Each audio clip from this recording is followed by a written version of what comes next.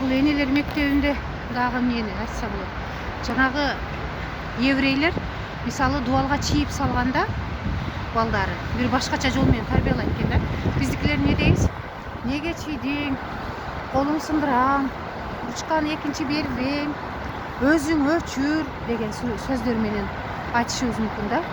Анан карасаңыз эле ушунчалык бир катуу чийген, сөзсүз өзүңүз каалабаган абалда ушундай жаман сөздөр чыгып кетет. А еврейлер эмне дейт экен? Мен ушунчалык акылдуу балам, ушундай бир жаман ишти жасап койгонуга таң калып атам да. Сенин колуңан, сендей жакшы баланын колунан ушундай жаман иш келдиби дегенде баласы өзүнөн өзү тарбияланат экен да. Демек мен акылдуу бала турбаймынбы?